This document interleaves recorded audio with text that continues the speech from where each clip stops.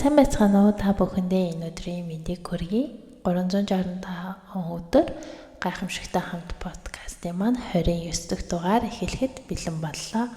Та бүхний итгэл танд Панда байна. Laughter is sunshine. It chases winter from the human face. Victor Hugo. За тэгэхээр өнөөдрийн маань персептик хэлсэн хүний талаар хэдүүлээ ярилцгаая. За Виктор Хьюго тэрээр 19-р зууны Францын утга зохиолын ноён оргил романтизмын хөдөлгөөний гол төлөөлөгч гэгддэг хүн байжээ. За түүний алдартай бүтээлүүд гэх юм бол за энийг бараг хүн болгоо мэднэ дээ. Парисын дэрх хинсүн The Hunchback of Notre Dame гэхээр бүгд мэдэн штэ. Дундад зууны үеийн Парисын амьдрал болон Quasimodo болон Esmeralda нарын эмгэнэлт хувь заяаг өгүүлсэн алдарт бүтээл. Бага байхдаа ч гэсэн энэ хүү одоо бүтээлээс сэдэлсэн хөвгөлдөг киног үзэх их дуртай байсан.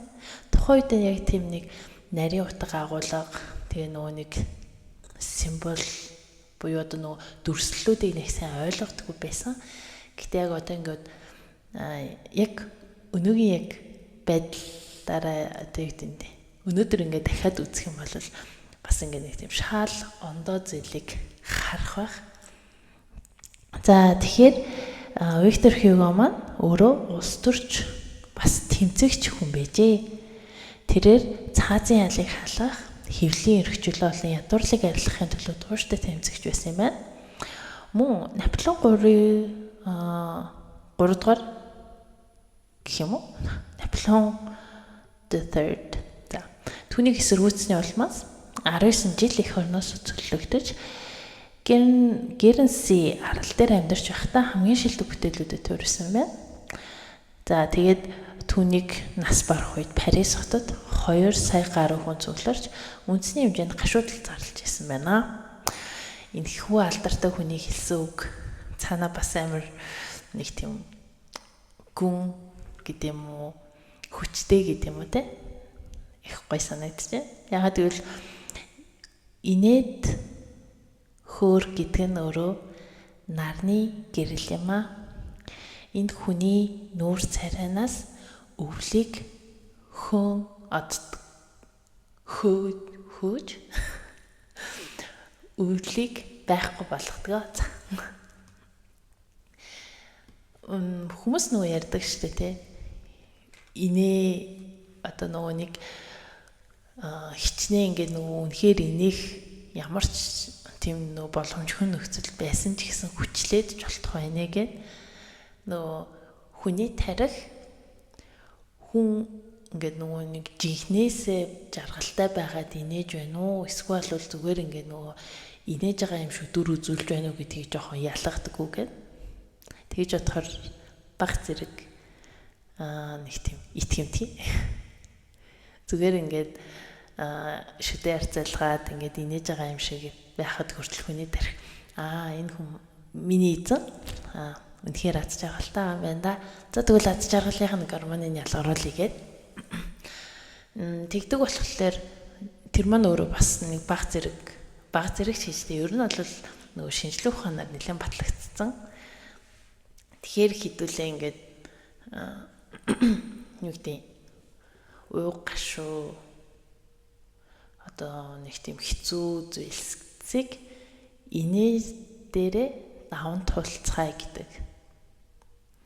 Яг нь зарим тохиолдолд нэг тэгдэг дээ.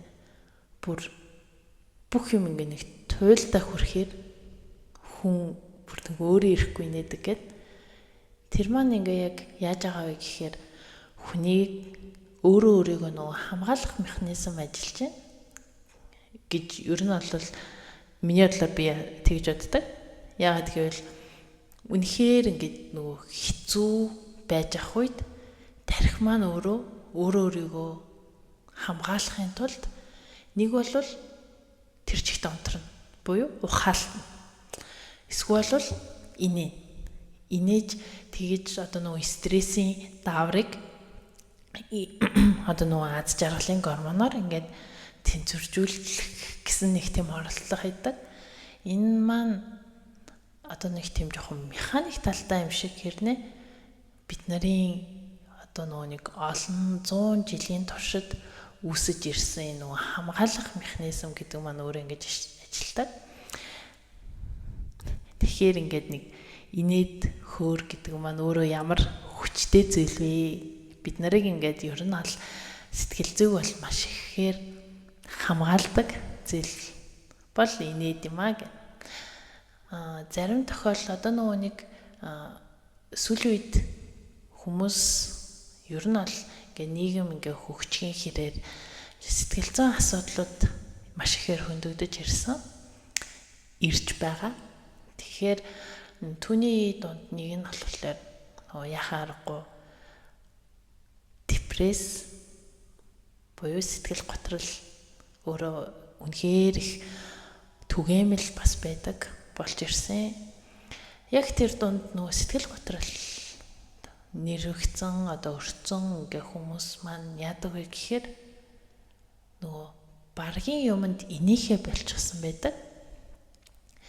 Тэгэхээр нөгөө нэг тэр одоо стрессийн гормон одоо нөгөө тэд нэр тэрийг маань инээд хөөрөөр одоо нөгөө аз жаргалын гормон ялгарах байдлаар ингээд тэнцвэржүүлэх ямарч боломжгүй болцсон байдаг болохоор ингээ хүмүүс маань өөрөө депресд ингээ орж байгаа гэх.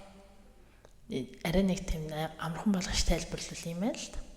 Тэгэхээр инээд гэдэг маань өнөөдөр ямар их чухал зүйлээ гэдэг тийг та бүхэн ойлгож байгаа.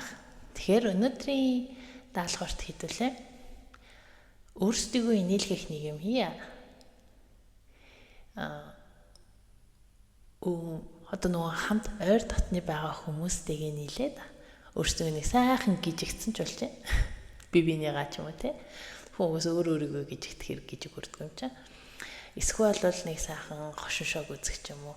Та яг юунд инээдэг байсан тэрийгээ өнөөдөр хийгээд эсвэл бол дахиад бас өөр шин зүйлсийг те туршиж үзээд өнөөдөр нэг сайхан сэтгэлээс эргэтэл инээгээрэй. За тэгээд доор комент хэсэгт энэ хүртэл сонссон бол комент хэсэгтээ бүр нэг дараадлаа инээж байгаа нэг эможи оруулаарай. За тэгээд өнөөдрийнхөө дугаарыг үгээр өндөрлөцгөөе. Баярлалаа.